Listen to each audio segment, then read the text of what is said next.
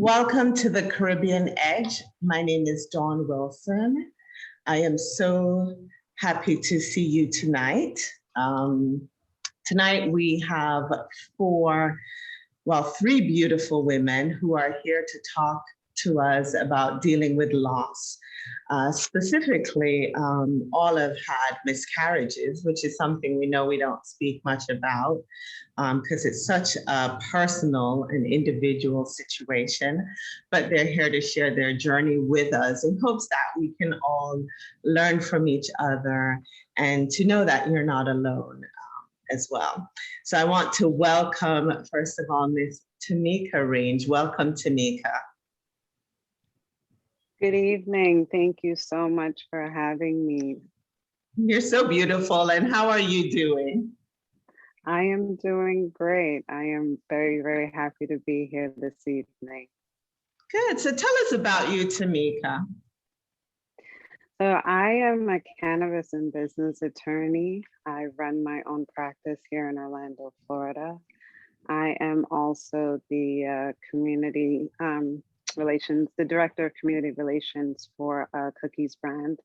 I'm also an unschooling mom. I have 3 kids. Been unschooling for 6 years, so it's been quite the journey. And I am also a mom to an angel in the sky. So that is a kind of a bubble, I guess, of me and what I do. And you are also an author, correct? Yes, and I am here. I'm nervous. I'm nervous about the subject matter. Do you see it in the screen? Do you see it? This is my book. I am a first-time author. Never in my life did I think I'd be an author, but the situation that we're going to talk about tonight brought me to such. And so I am an author. My book is Our Baby Skipped the Line to Be with God. And this is it up close. And I am excited to be here to talk about it, to talk about what led up to me writing it, and to talk about the pain and the bad and the good, along with getting here to be able to say that I'm an author and that I've written and published a children's book.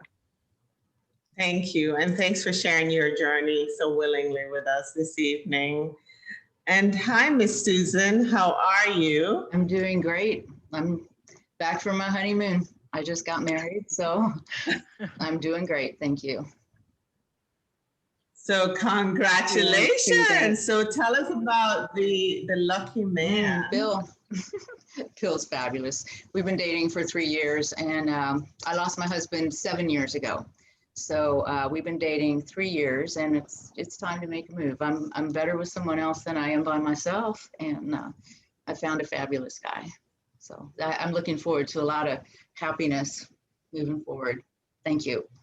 I will start my grief journey in the 1990s. I had 4 miscarriages in the course of 5 years. I think a lot of people assume I didn't ever want children. And that's just not true. The fact is I just can't have children. And after 4 miscarriages, I can take a hint. And some things aren't meant to be, so you give up on that and you move forward. So that's what I did at the time. You accept things as they're supposed to be, and you take the loss and you move forward. So that's what I did. At the time, I was uncomfortable talking about the losses and death in general. I made it a point to try to learn more about that, how to talk to people about losses. What do you say? What don't you say? What's the appropriate thing? Because I've had a lot of odd things said when someone dies, and it did make me uncomfortable. So I have a kind of disjointed story with grief. What happened 10 years ago is I had a friend who had a tragic loss of a pet, and I went looking for a book for her kids who were devastated. I couldn't find the book. There was nothing to help the kids with with that kind of grief. I had all the skills to make a book, so I created the Rainbow Reach book, which is dealing with pet loss. What I realized after I had created Forever Friend is that the kind of loss that a child goes through with a pet loss is similar to what they will go through if they lose a grandparent or a loved one. And so I was able to create the Love and Memories book for dealing with the death of a person. What the books are is they're coloring books, and they lead a child through questions that they might have so that they can start coloring and interact. And the goal of the books is to connect a child with a trusted adult that can then answer their questions, tell them it's okay to talk about that, kind of lead them through the process. And instead of just having them have questions and mystery, who knows what happened, it's really important kids know what's going on. And if you can tell them in an appropriate way for their age, they're really going to become more resilient. Based on those two books, I did create an anxiety book for kids because there's a lot of anxiety, and this takes you through some of the basic kind of brain mapping of what's the problem, how to get past it, again, answering questions. So moving on, I did the Rainbow Reach books. I think I got my grief certification. I think what all that was to prepare me for was the next 10 years. I had my husband got sick 10 years ago. He was sick for 3 years before he passed 7 years ago. I had 2 dogs who passed. My stepfather passed 2 years ago. And then I lost my mom to COVID in June. So I've had a pretty good string. I think what it taught me, I had secondary losses. When my husband died, I had to quit my business pretty much, taking care of him. Took care of my parents. They became sick quickly after he died. And so it's been a series of caretaking and deaths. And it's just knowing more about it, knowing what was happening. I became a certified grief recovery specialist when I did the children's books. I think that helped me through a lot of things, knowing it was okay to be angry with my husband when he didn't tell me he was having trouble. Those kinds of things, it's all a part of the grief story. But back to the miscarriages, I think it's something that nobody will talk about it.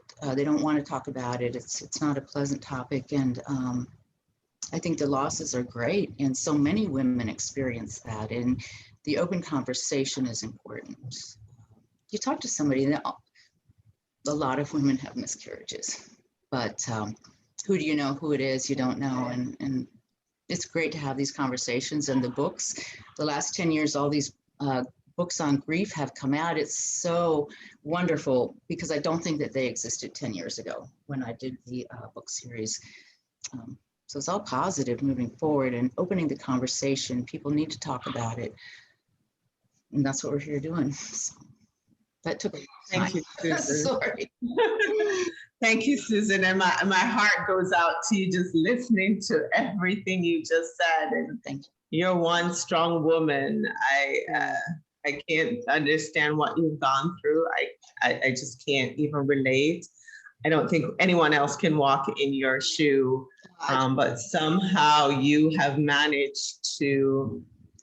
Well, these two ladies here, I had a 2-month, I had one sonogram, and then I lost my baby. These ladies had so much more, and I want to talk about that.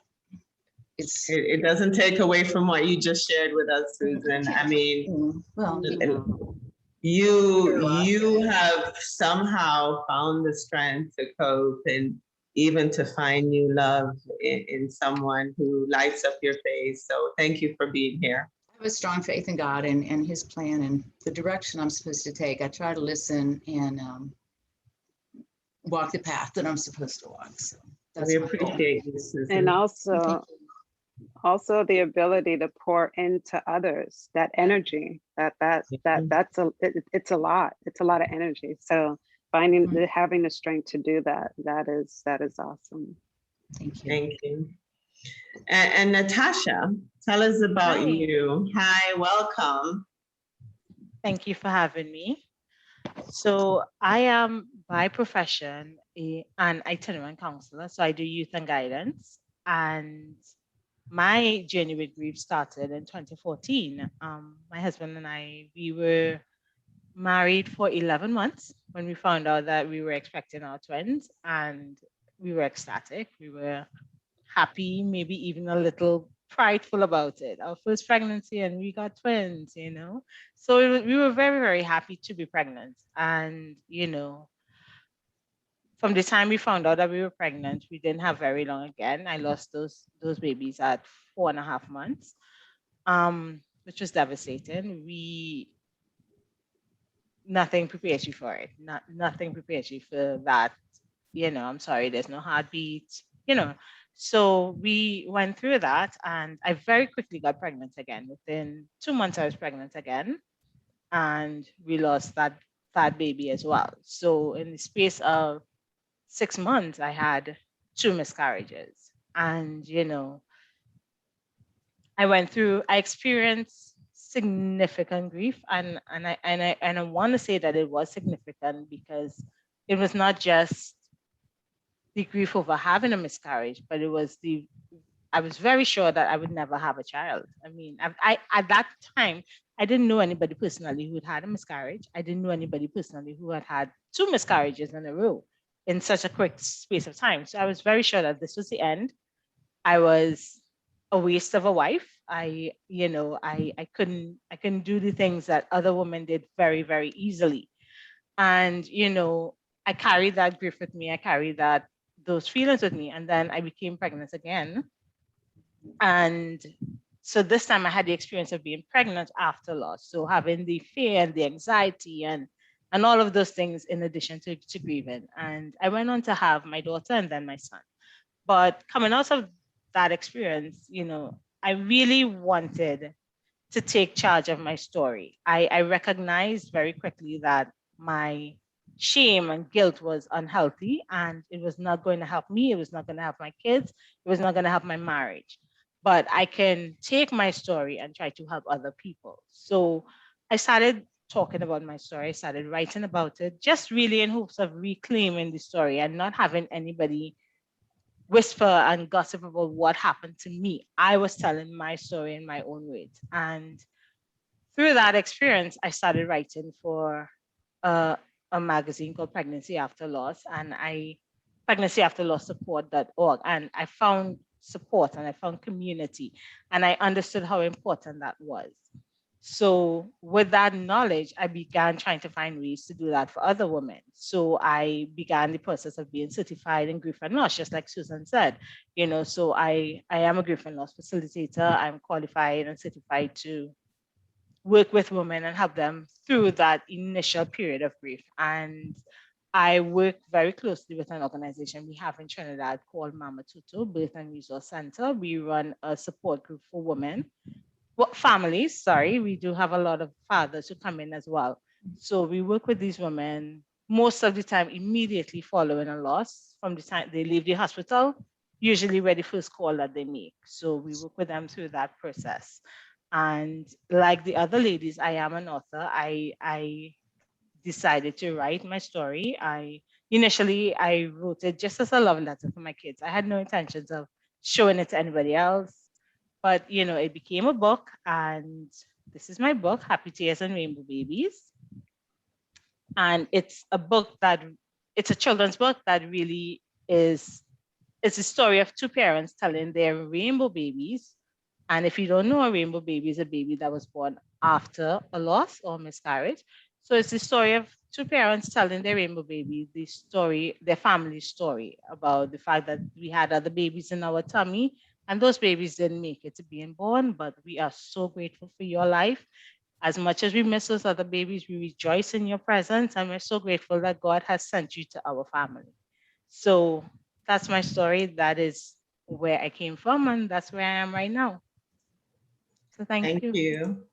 And I am also so deeply touched that you can even share your journey with us so that other women and men can relate to it. So something you just said was the shame and the guilt.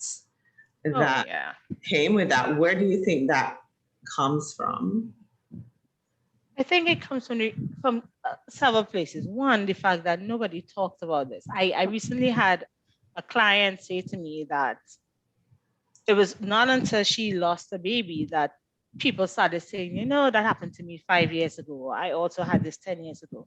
And, she said something so wonderful for me. She said, going forward, I don't want to be the woman who only talks about it when this happens to somebody else, And so I really think the shame and the guilt comes in the fact that nobody talks about it. So we don't know how common this is. We don't know how this happens. So we assume that when it happens, we've done something wrong, or there was something wrong with my body that caused this to happen. And of course, if nobody's talking about it, if nobody's talking openly about it, people are whispering about it, And I remember having a very wonderful older gentleman at my church come up to me, after I had the miscarriage and say, you have to watch what you were eating, you have to watch your diet. And and I thought, how did you get there? And I think, and he was the most loving. This was not somebody who was trying to hurt me in any way, but this is just what happens. People fill in the blank when they don't know the story. And I was like, no, I need to take charge of the story, and I need to tell people that I didn't know that I had antiphospholipid syndrome. I didn't know that was something that I had that autoimmune disease.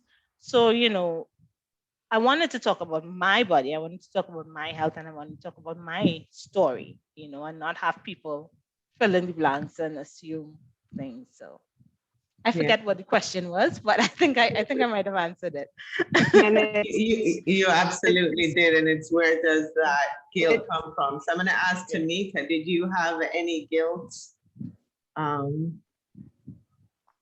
I did, and it is just it's crazy of how different our stories are, but the feelings and the emotions are the same, because in addition to the guilt from the femininity or the lack of feeling feminine, the guilt for me was also tied to cultural, my heritage. In the Caribbean, we really don't communicate. There's a lot of communication barriers and different issues in terms of communication. So it's when something happens, there's a push to quickly move through those emotions and to keep going. And you feel shameful when you can't do that. For me, the shame also came, and I had 2 prior pregnancies that were perfect. So I had an 8-year-old and a 6-year-old, and this was the surprise pregnancy for me in 2018. And in my mind, I just thought everything was going to go perfect. Everything else had gone perfect. I never knew anyone that had issues around that time or in my adult life, And so it happened so quick and so fast that it was just such a whirlwind. And you carry the shame of, how do I not know this is going on with my body? How in the world do I then explain this to children? How do I then explain this to the family? How do I even understand what's going on right now? Because it really happens so fast, and the amount of decisions that you have to make. You think about, there's so many decisions at that time. You feel sick. For me, I felt sick, and then I went to the hospital. At the hospital, you go through the process of being informed that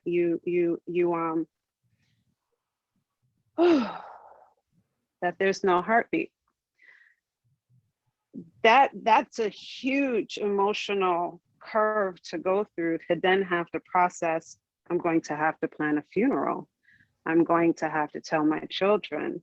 I'm going to have to tell my family.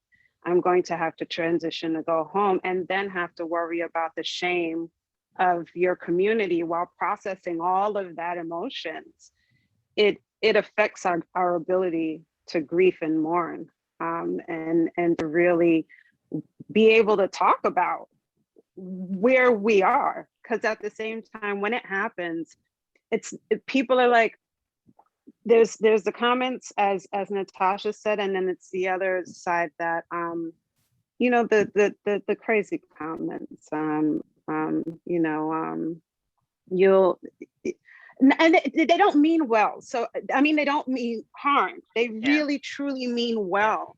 But it's kind of no comment they say is a good comment, really. But they really do mean well. And don't want to really go into your feelings about how you, and then you just continue to carry that shame. So carrying the femininity of questioning, why my body, why now? What does this mean for me? Does this mean, because for me, I thought, well, I guess that means I'm done. I guess I was approaching 40 and said, I guess I'm not supposed to be pregnant. And then you hear that in the medical field of, you're too old. Yeah. What are you doing? What's wrong with you? So it's, you're geriatric. And I had never heard that term before. So what do you, I'm still in my late 30s. What are you talking about, geriatric pregnancy? So it's then did I really do this, bring this on myself? There's just so many angles that come that you feel the shame. But that is definitely, it pushed me to want to find a way and create a colorful resource that could talk about such a deep topic, but in a very fun and light way. Because when my situation happened, and we were in the hospital, and it dawned on us, oh my gosh, you know, the kids actually thought we went away for my birthday weekend, because that was the end of the semester I taught, and they thought we went away. And it's like, oh my gosh, we got to talk to them. So I asked the hospital for a resource to explain pregnancy loss of children, and they gave me a book, a stapled book, and it was so dark. The colors were dark, it was gloomy, the story was just so heavy. And I just knew that there had to be a colorful light on the other side of the tunnel. Thank you, Tameika. And you're freezing on your end a little bit there, but we can still hear you. So I'm not sure if there's anything we can adjust there. So yes, as you mentioned, people say things and not intentionally, they're hurtful. However, it's like, what do people say? I certainly can tell you, I would probably just be quiet, because I honestly can't even relate. Like I said, I can't walk in anyone else's shoe. Susan, I want to switch to you a little bit while Tameika sees if she can get some better bandwidth there. So you've been through certainly a lot, Susan, and unlike the other two women that are here this evening, who have managed to have kids, you had 4 miscarriages, correct? Correct. So I actually feel a little lucky isn't the word, but hearing what you ladies have gone through after the first one or second miscarriage, I didn't have to talk about it. I didn't have to tell anyone I was pregnant. I didn't have to explain it to anyone. So they were just silent. So that was easier for me, I think, when I couldn't keep a baby, could get pregnant but couldn't keep a baby. I didn't know, should I exercise? Should I eat this? Should I, to my body, what was wrong? I don't understand. Most people can't get pregnant. So that wasn't the issue. And so what was I doing wrong? Was I too stressed? Stress is a huge thing, and I didn't know. It didn't improve, and I was in my 30s in the same situation. I was not getting any younger. And then the doctors, advised me to stop trying. So I feel fortunate that honestly I avoided the things that you ladies went through. I don't know if that helps, like just keeping it to myself or talking about it. But and something else that was brought up is the men. We talk about the women going through miscarriages, and you know, I know my husband went through that with me too. The family counseling is great, and I think the men maybe need a lot of help that talk about us not being able to talk about it. I think men are really not a part of the conversation. And Yeah, that's one of the questions I certainly had for you, Susan. How was your husband throughout this process?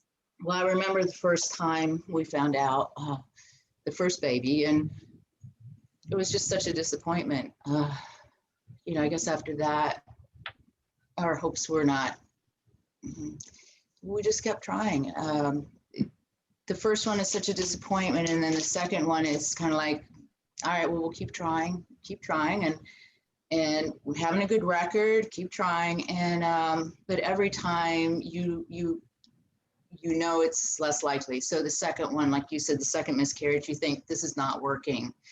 The third miscarriage, you're thinking it's working even less, and then the fourth one, I mean, do you try again even? I decided not to. Some people have to have a baby. I didn't have to have a baby. And so, as I mentioned before the show, I've got dogs, and my dogs were my kids, and they offer an awful lot of love, and I've had great relationships. So maybe a substitute, but acceptance has been a big thing. I still don't know why I couldn't have kids, but I'll never know. I think you just said a key word for us is acceptance, right? Because once you start to accept, then that's when you start to heal a little bit, and you can, you know, just move forward in making that decision that you weren't going to keep trying as well. But I know a lot of women will keep trying because, one, you have your husband and you want to, the belief is you need to produce for your husband, you need to leave the next few generations to carry on. At least we grew up that way. So, you know, I know you're giving a lot of credit to the other women here as well, but I want you to take credit for what you've done as a woman and obviously trying. Well, thank you. I didn't feel the pressure of having to have a child. But yeah, it was hard to move on. It was hard to accept and move on. I made some really good decisions after that. I think turning a crisis into an opportunity, I realized that I didn't have to keep working. I didn't need healthcare for a child, and I didn't need a lot of healthcare, so I quit my job and I started a business. I was able to do that. I would never have done that had I had a baby. So I look back, and I don't know why I couldn't have kids, but you do what you can. That's what I tried to do. So let's talk a little bit about that silence, Susan. Was it a choice for you to be silent, meaning you kept it with you and your husband because the rest of the family didn't know, and you just felt that you needed to keep it just between you two? I think I probably told my mom, and some family members probably know. I don't really know who knows because people talk, and I didn't talk directly to most of my family members about it. So wait, what was the question? Sorry. That silence, was it like a personal choice because you just didn't want to talk to anyone about it, and that was just your way of dealing with it? Again, it's so hard for someone to come back with something on that, and people don't know what to say. It's so uncomfortable. And what do I say? What I know now is you say, well, did you have a name for your baby? What kind of plans did you have? How are you moving forward? How are you dealing with it? And you ask questions. And then sometimes when someone's died, you think, I shouldn't bring it up. Maybe I don't want to bring it up. I don't want to remind them about it. Well, I guarantee you they're already thinking about it. So don't be shy. Ask someone questions. They want to talk about it. They need to talk about it. And that's really, one of the only ways through the journey is to be able to talk and someone else hears. Has to happen. And you did therapy, correct? I did therapy, not for my miscarriages. Well, I've been through a lot through therapy, a lot of therapy. I feel like there's situations where information is necessary. Emotionally, sometimes you need help. I think anyone going through grief, counseling is great, and there's a lot of free counseling. There's churches, a lot of the hospices, even for miscarriages, they have groups. You don't have to be involved with the hospice organization. There are a lot of resources and free resources to get through grief. When my husband died, I did the eight-week grief course. Even though I knew so much about grief, I needed to do that, do the steps, do the work, and you have to do the work to get through the grief. Thank you. So Tameika, how, I know your miscarriage was later in life, so 6 months along, correct? And so what Susan mentioned briefly is like, picking out the name, your family's getting prepared for the new addition to come home. Tell us about where you were with that at 6 months and what took place with the children and your husband. Well, at that time, well, we already had our first two, and this was a surprise. It's, hey, you're pregnant. And so I'm a planner, and I had already planned that entire year out. And when I found the news, and I started to hear about, the late pregnancy geriatric, I said, okay, well, I'm going to take some things off my calendar. And the one thing I couldn't take off was my class I was teaching. So the kids were able to see my tummy grow, and we told them what was going on. We always, I never know the sex when I'm pregnant. I only pick 2 names, and then we assign the name based on the sex when the baby's born. So we had the names. And so that night was the last semester of the law class that I was teaching. And I had set for a state representative to come and talk to my class. So I was going through my day, prepping, and I was feeling so horrible. And right before the evening class, I looked at my husband and I said, I cannot go. There's no way that I can crawl out of this bed to make it there. And luckily for me, my husband is just as immersed into the same industry. So he was able to go and do the class for me. And so that was also my birthday weekend. So we had planned to be away for the weekend. We were leaving right after class that night. The kids were prepared for me to be gone that weekend. And so our bags were packed. We were ready to go away for the birthday celebration. And he got home from teaching my course, and I was feeling worse. I called my midwife, and she said, go straight to the hospital. But the kids knew we were going on vacation, so it was just a we'll be back. And in my mind, I was like, well, I don't feel good. I'm pregnant, I'm swollen, so okay. When we went to the hospital and things went down from there, the explaining it to them was one of the first things that came to our mind when the gravity of the situation hit. So how in the world are we going to tell this to them? Because they're old enough to understand, which is, Susan said it earlier, kids know what's going on. So it wouldn't have been a matter of, us coming back home and not filling them in on day one, like the first 10 minutes that we're back home. We knew when we get home, it's on. Like this conversation is on.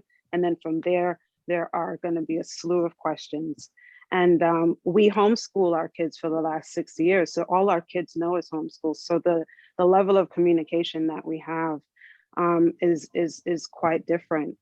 But somehow through it allowed us to come together and be stronger as a family, because we were hurting all together, all at the same time. They had already knew what the date was. They were having their countdown. You know, they were checking up on me. They were my mini doctors. So it shifted for all of us. And I had to find a way to communicate with them because I knew my pain was also their pain. And if I didn't find a way to communicate with them, how are they going to make it through this journey? It somehow it went from pain to excitement when I started to write in my journal, and then I started to say, you know, my words started to come together in a way. I said, I think I could write a book. I really think that I can write a book about how we transition through this dark phase. Because one of the things that we did was we cremated our daughter. When at the hospital, when they told us that we had to make funeral plans, we were like, what are you talking about? Wait. So there's different, what people don't know, there's different stages to a miscarriage. And when it's past a certain stage, you have to plan a funeral. You know, there was different feelings towards how we went about, you know, celebrating the life of our daughter Zen. We chose to cremate her and put her with a living urn. And so she's growing with the Eastern redbud tree in our backyard. And that culturally, that was a very difficult thing. Shame came in that decision. But at the same time, the ability to explain that process to the kids and let them see that process and let them see it go into process of a living urn, and then seeing the tree grow. And you know, we go out there and we sit by the tree all the time, we meditate out there. It gives a different light on death. Death happens, it happens, and we have to feel normal about processing all of the emotions, whether we're sad, whether we're angry. And that was the thing, I couldn't hide it. I homeschool and I have a home office. So when I'm crying, when I'm upset, when I'm hurt, you know, it wasn't something that I could hide from them. And they actually, they made it a easier transition. I think I would have I would have taken a longer time beating myself up for some of the same things we talked about had I not had them there. So they allowed me to give myself grace in that, you know what, you have two to focus on right now. So figure out a way to just find the joy and the light in the situation. And so when we got pregnant with Kingston, it was, I don't know, God, I don't know, universe. I can't do this. And some of those same emotions that both Natasha and Susan talked about came right back full circle. Wow. You've said so much just now. My heart goes out to you. I want to touch on the boys, the conversation that you had with your kids at that time. Because I know as moms, we want to protect our children, but at the same time, like you mentioned, they're old enough where you can't hide it. You have to have that truth. What was that conversation like? Do you remember what you said to them?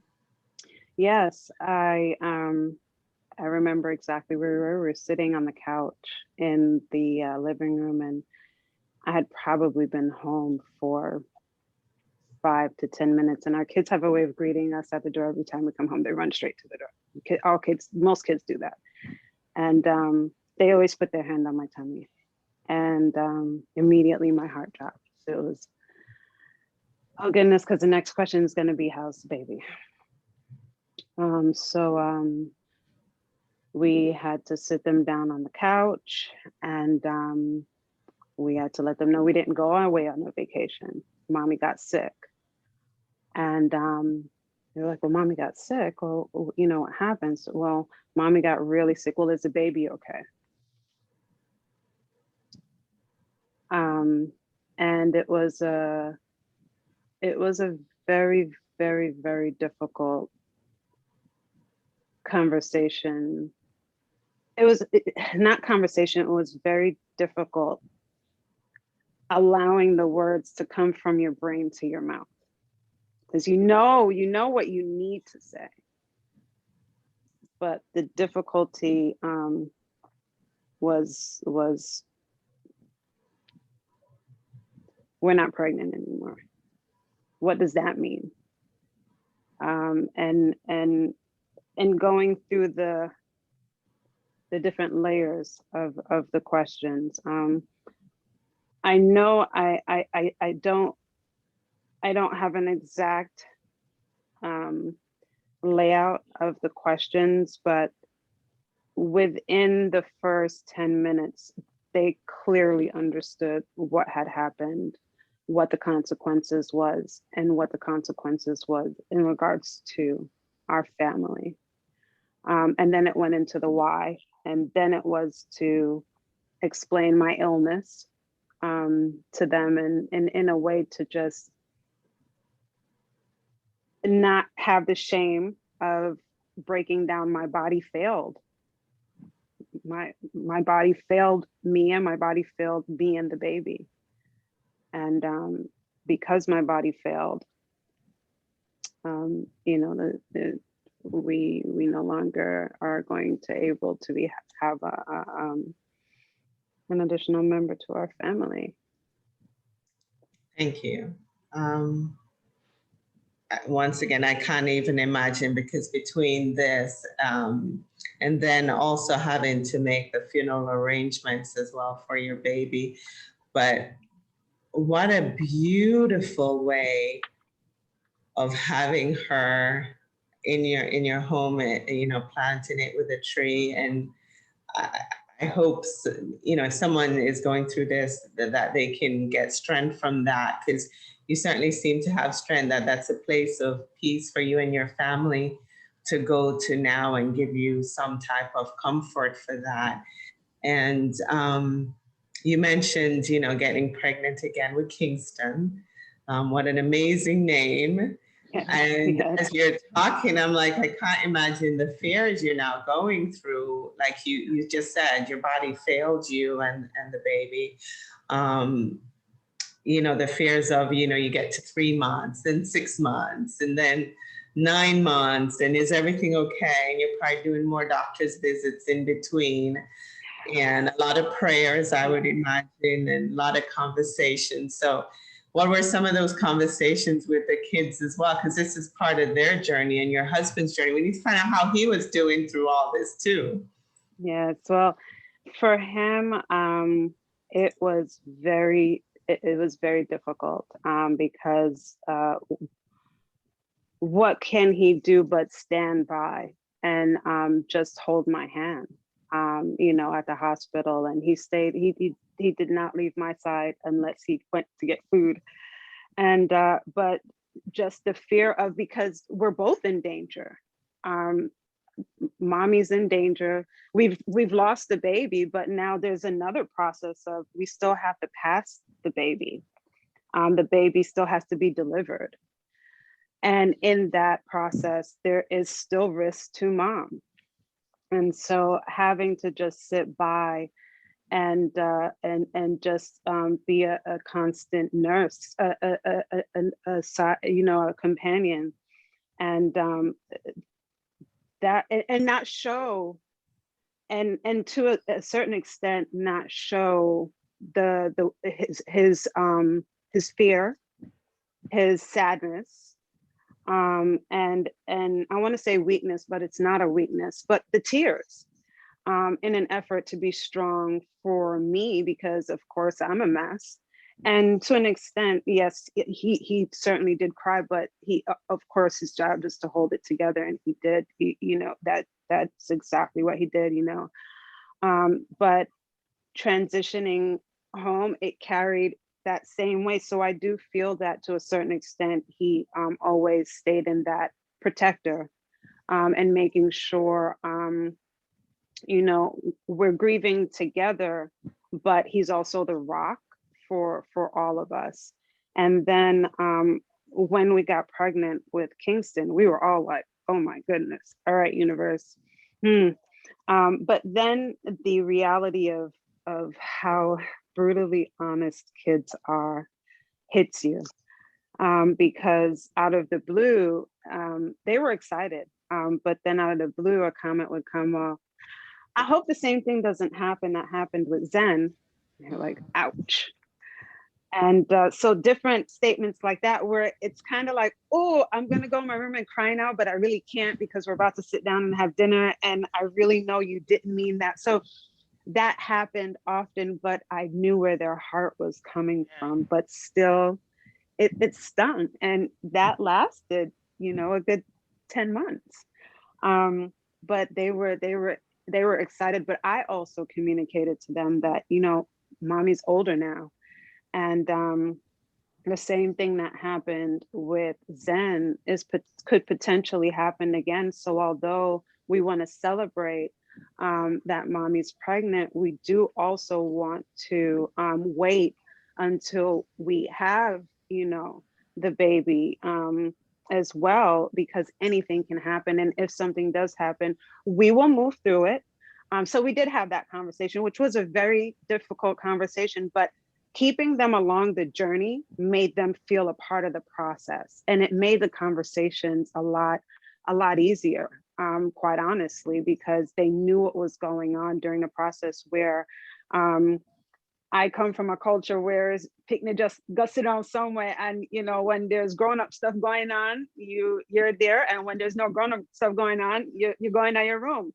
And so it is very difficult to push myself to transition into forcing myself to do that while also grieving, because you do grieve while you are pregnant. You grieve the prior loss, so you're grieving at the same time while trying to be happy, trying to keep them positive. But it when the punches came, it was ouch. They really are kids, and they really are brutally honest. And thank you for letting me know you're concerned about what's going on. But that's their reality too, right? Their own fear as well as children. Will we have a new brother and sister? When do you think you were able to breathe? Was it when the baby came for Kingston? I don't think you ever breathe. I think in our minds we're almost like because you breathe when you're pregnant after the first trimester, right? And then you breathe maybe when you get to 6 months, and then after you lose a pregnancy, every month is a celebration.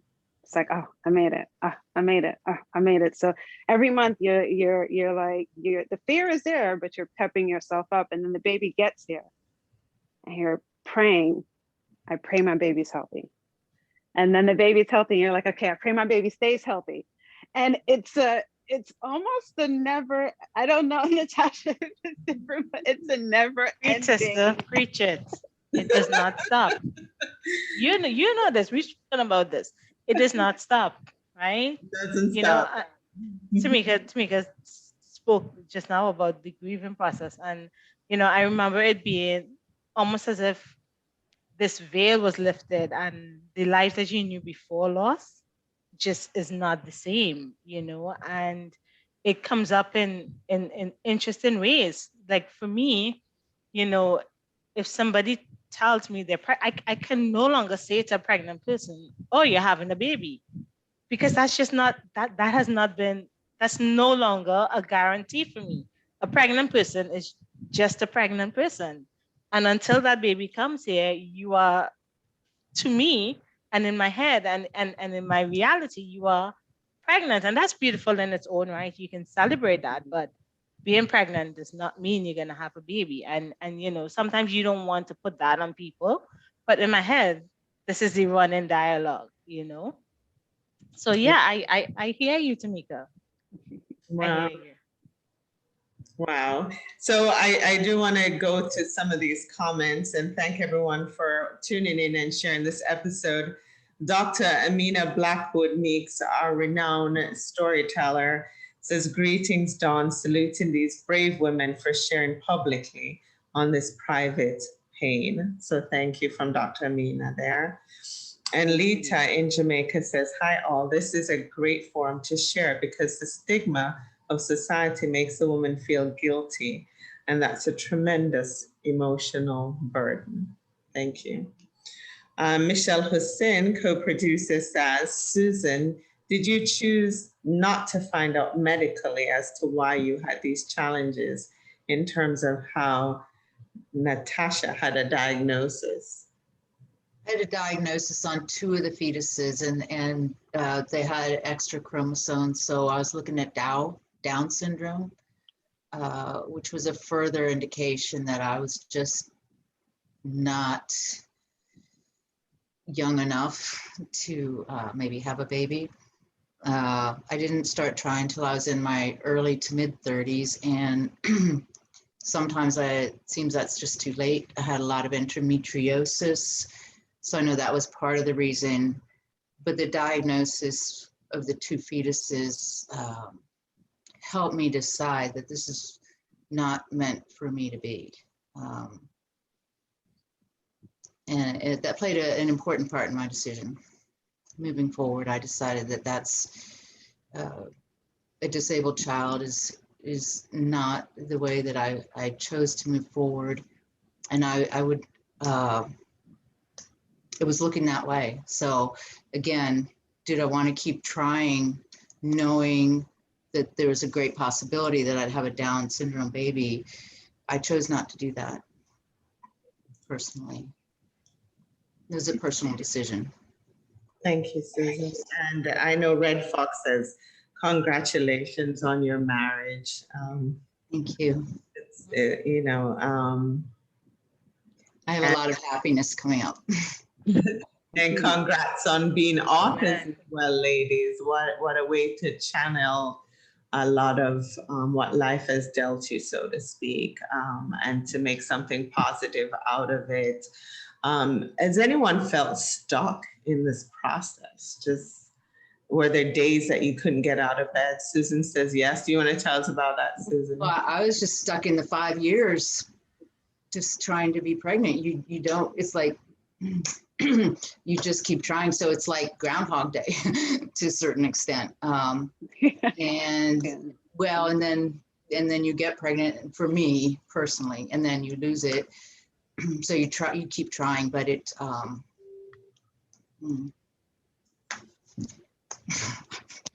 forget the question again, but, it was just a repeat process for me. So I felt stuck as long as I was trying. No, I wasn't doing this. I wasn't doing that. I was trying to watch my diet. I was trying to exercise or not exercise. I was just in this cycle of trying to get pregnant and stay pregnant. And so a lot of things, it becomes your primary focus, and it's worth it every time. It's worth it, but I didn't move on until I had made the decision that we would not have children. So that's a frame of mind. Thank you. Were there days that you just wanted to lay in bed and just not get back out? Absolutely. Absolutely. What got you out of the bed? Natasha. I think for me, fortunately in my situation, I didn't stay very long in the period of having a miscarriage to having a child. So in the space of a year, I went from having a miscarriage to having a live birth.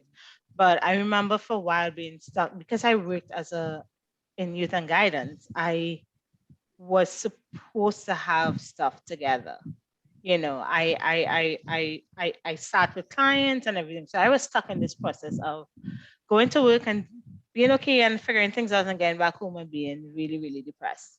And I'll get up next morning, I'll go to work, I'll do what I have to do, and I'll go back home and be really, really depressed. And for me, when I did get pregnant again with my daughter, one of the things that I really tried to do was lean into the way that I was feeling, embrace the grief, because I knew that I couldn't, Tameika said it so well. Having children gave her the grace to face a situation. I knew that if I couldn't become a parent feeling that way, I couldn't become a parent carrying all of this duplicity. So I really, because I was on bed rest for both my pregnancies, both the live births. So I really used that time to lean into my grief and read and pray and think about as much as I could about my grief, so that when my daughter came and, when they put that baby on my chest, I knew that, okay, something I have to do better. I have to do better, because it's not just me, it's not just my husband, it's this baby who we've been praying for. So we need to earn the right to be this child's parents. We need to be ready. And it didn't happen right away. It didn't happen automatically, but that's when the process started for me, when I realized that I am now responsible for another person, and this person deserves the best of me. And if it means going to therapy, if it means, really getting down on your knees and praying that God, comes into your heart and helps you work through the things that still needs to be worked through, that's what I was going to do. And so for me, it was having that baby on my chest finally, and just knowing that, okay, this is when we need to move on. Thank you. So you mentioned something so critical for a lot of us, and it's functioning on the outside. Oh yeah. Dying on the inside, so to speak, right? Because we'll get up and go to work, and you put on that mask, and everyone thinks you're okay, and you do your job and you go home, but you're burning up on the inside. So, it sounds like you have all had a great man in your life at the time who stood by you. And so that helps. So many women don't have that support system as well. So that's where the friendships and the family, of course, need to step in. And just, I'm a big fan of not even saying stuff. I will listen to my friends talk and just be there. And it's so much better than saying the wrong thing, like, you're not eating the right thing. Some of those Caribbean traditions we have, or they may be worldwide traditions, who knows. But I just want to go around and thank you all for being here tonight. And also Paul Johnson says, ladies, you are all doing a fantastic job of bringing child loss to the fore. So he thanks you as well. So if we can just go around and speak to each of you, if there's something that we didn't touch on tonight that you'd love to share, we certainly would like that. So I'll start with you, Susan. I think what people may not realize sometimes is that you can have a loss, and sometimes it will affect so much more. There are ripples to it. Is it important to talk to your children? Sometimes adults are going through so much grief and problems themselves that it's really difficult for them to get past that and to think that their children need help, or to realize that there's a bigger problem. How do you communicate with them? How do you get them to talk? And I think that the books that you ladies have written are a great vehicle. It's a great way to honor your children, a great way to talk to kids about it. And that's the important thing, is to talk to the kids and let them know it's okay to talk about death and grief and what they're going through. A lot of times, if you will express your emotions, they'll fall in line and tell you what they think. And there's ways to do it. And so it's a wonderful communication that you ladies are doing to honor your children. Thank you. Thank you, Susan. And I want people to once again find out. Can you just tell us how people that want to get in touch with you can reach you as well? Because in your books. Email susan@rainbowreach.com. The book series is Rainbow Reach on Amazon. There's 4 books. They're coloring books for kids. It's to get the kids to talk about what's bothering them so that you can be involved in the conversation and start something with them. And then as a trusted individual, you can lead them through the issues that they're going through and communicate. And that's the most important thing. Yes, and I want to thank you, Susan, for sending the books to us, because if there are any kids that are out there that needs them, the Caribbean Edge will certainly share them. Rainbowreach.com is my website. Thank you. Thank you so much. And one day we have to get you back on, because there's so much more to talk to you about. I know tonight we focused a lot on miscarriages, Extremely but important. nonetheless, you are an extraordinary woman that has gone through so much that this 1 hour conversation can't even begin to cover. So thank you. So much older, so I've had so much more experience. Tameika, I just want to come back to you. Anything that you would like people to know, men or women or children, mothers, that we didn't disclose tonight? Yeah, you know, it's very easy to get caught up in the grind, caught up in the day-to-day, caught up in the hustle and bustle of life. And we use that to feel I don't have time to process, or I don't have time to talk about the actual emotion that's on our heart. And this is such a touchy subject that we should be encouraged. We should encourage each other. We should encourage our children. We should encourage the people that are in our community to talk about these things, and not encourage the silence, and not encourage the, just work and just kind of let time fix it, because time doesn't fix it. Talking about it fixes it. And I say that because that's the grind of working is what got me out of bed and got me from being unstuck. I didn't have a choice. I'm an entrepreneur. I'm self-employed. So I had to keep going. And then looking at my kids, I said, I have to keep going for them. So for me, I had the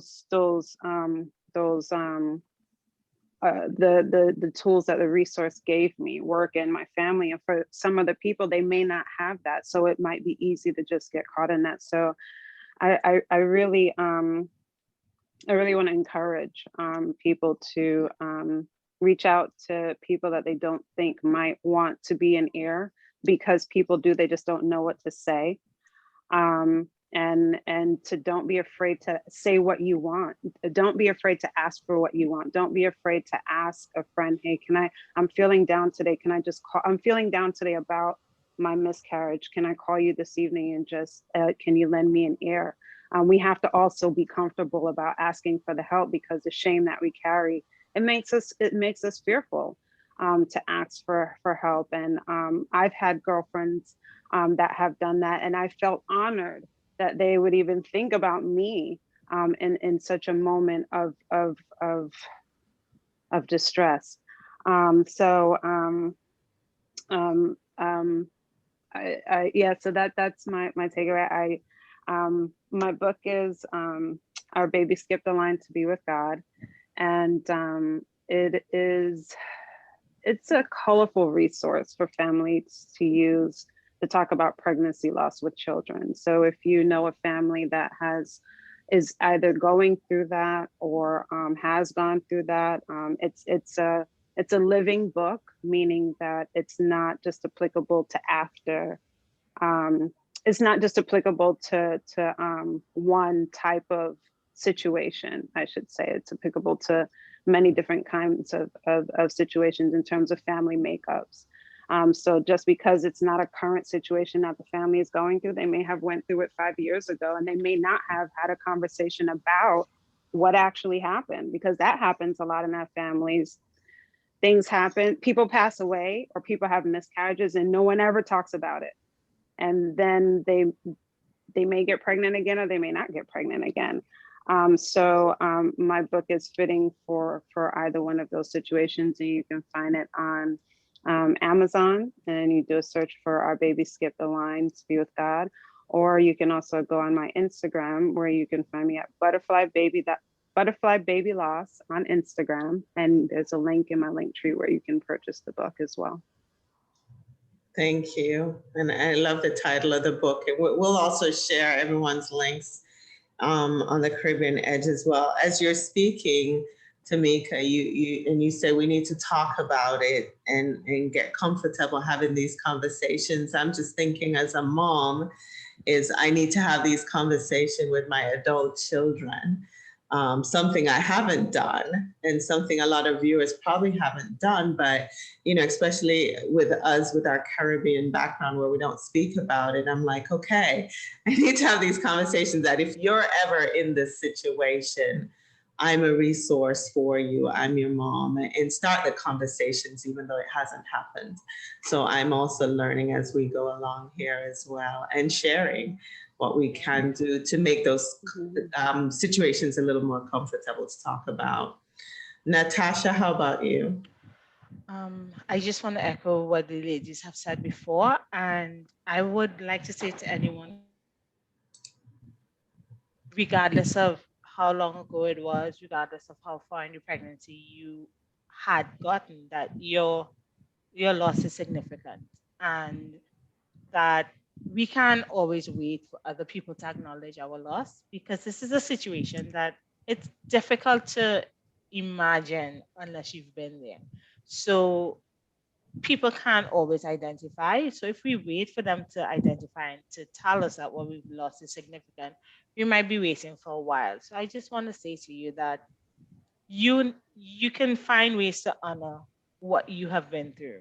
You can find ways to remember your baby. You can find ways to memorialize your baby, and even have conversations with your children about pregnancy loss and what has happened. And that's one of the reasons why I wrote that book. I wanted to give families a resource to talk to children about it, because what happened to you, whether you had kids before the loss or not, what happened to you will affect them. And one of the things I never wanted to happen was to have my daughter and son go through this as adults and not know where to turn or feel like what's wrong with me, because it was not until this happened that I turned around and I asked my own mother, did you ever have a miscarriage? So I didn't want that. So I think that it's an important conversation to have now, so that we can do the proper health checks. We can ask the right questions at the doctors, so that this doesn't creep up on us for generation after generation after generation. So have the conversations,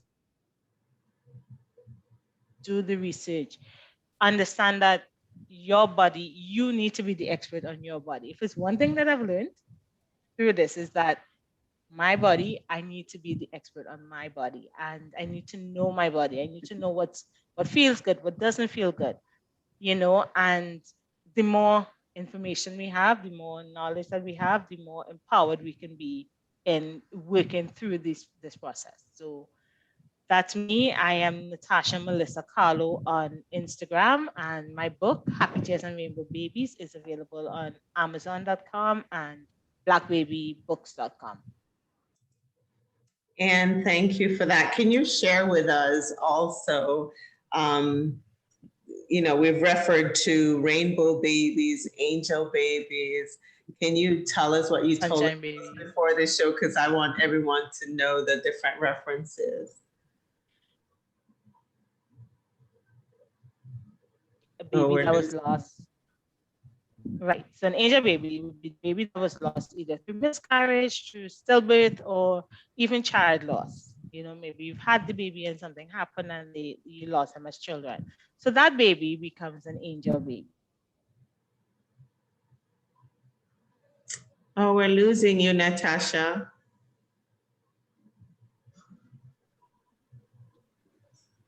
Tameika? I'm still here.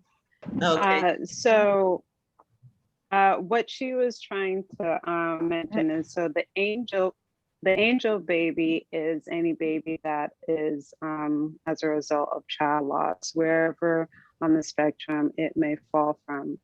And the sunshine babies are the children that you have before the loss, before the miscarriage. And then while you're having, or when you have the miscarriage, that is your butterfly baby. And I learned this in the hospital. I learned about the butterfly baby in the hospital. And then if you have a baby after the miscarriage, that is the rainbow, because that is the rainbow after the storm.